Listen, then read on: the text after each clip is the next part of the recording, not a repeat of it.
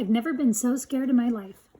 Amy's notebook and English textbook were in the kitchen where she dropped them when she came home.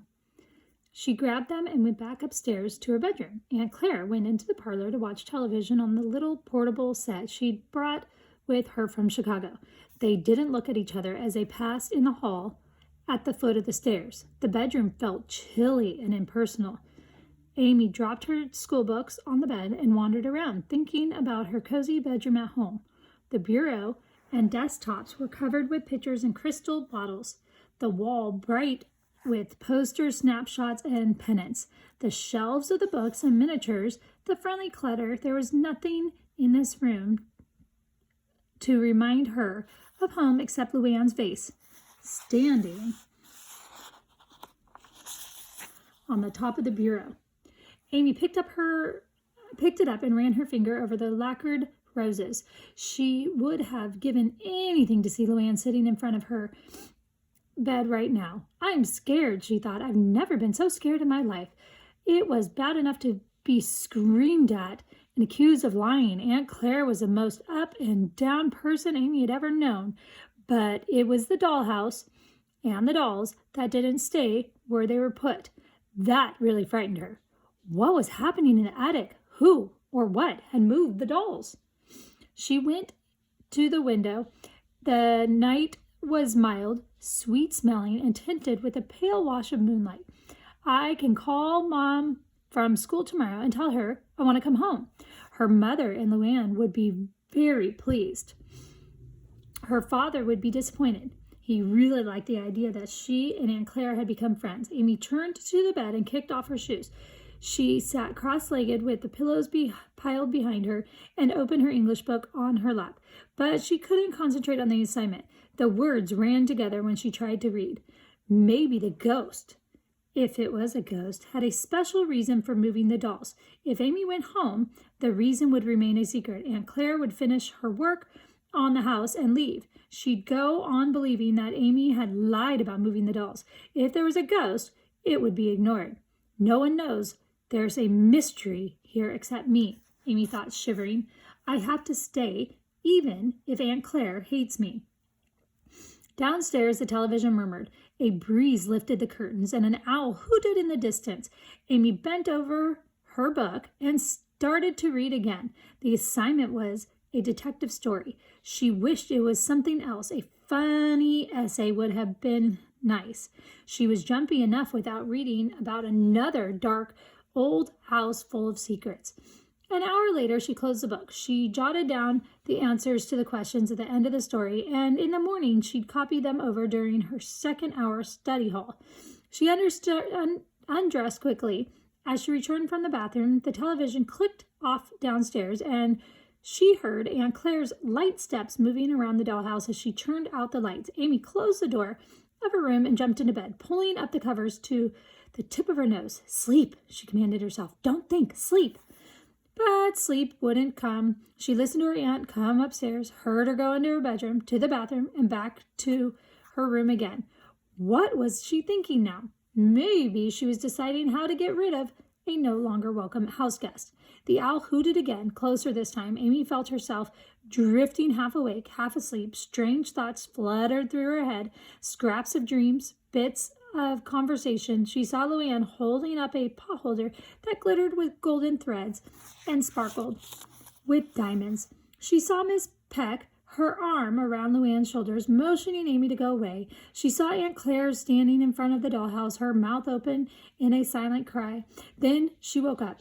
The breeze had died down, and the curtains hung motionless. Amy raised her head and looked around the room. Someone was at her door. She stared wide-eyed at the old-fashioned metal knob, turned ever so slowly in the moonlight. Amy cowered under her covers. Her stomach churned. She squeezed her eyes shut, willing this to be another bad dream. But when she looked again, the knob was still turning. Something was out there in the hall, trying to get in. A crash shredded the stillness. Amy screamed, a shrill wail that seemed to come right from her toes. The door flew open, and Claire stood there, looking like a ghost in her long nightgown. Her face was as white as the gown. "Aunt Claire, what's happening?" Her aunt ran across the room to the window that overlooked the backyard. "It's those blasted raccoons again," she said. "Two of them are running across the lawn." Amy sat bolt upright in bed, one fist pressed against her mouth. If she moved, she'd start screaming again. "Amy, it's okay, really, just raccoons prowling for their dinner. I warned you that might happen." It's not just that." Amy's teeth were actually chattering. "I saw the doorknob turn." "Oh my." Aunt Claire came over to bed. "I'm sorry. I wanted to peek in very quietly to see if you were asleep. I wanted to talk."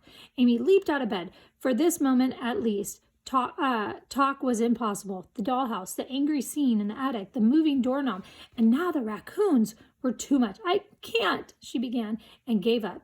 She raced down the hall to the bathroom, both hands over her lips, and got there just in time. When she returned, the lamp on the bedside table was lit, and Aunt Claire was sitting on the rocker. Her feet were drawn up to her gown, and she looked almost like a little girl. She waited while Amy climbed back into bed and pulled up the covers. "Better now?" Amy continued. "Some, but I'm cold. I can't stop shaking. Shall I close the windows?" "No, I'll be okay in a couple of minutes." Amy remembered something her mother often said. "I have a nervous stomach." "Well, it's plenty to be nervous about this evening," Aunt Claire said. "I'm sorry I blew up at you, Amy. That's what I came to say, and scared you nearly to death in the process. I know I overreacted to the whole business up in the attic this evening." Amy took a deep breath. Aunt Claire believed she was telling the truth after all. "That's okay," Amy said. "I just didn't want you to think I'd lie to you." Her aunt leaned forward. "I don't want you to think you have to lie to me," she said. "That's what's bad about all this. We're friends. We should be able to be honest with each other." Aunt Claire didn't believe her. "It's been such a dreadfully long time since I was 12 years old," her aunt continued. "Kids are different now.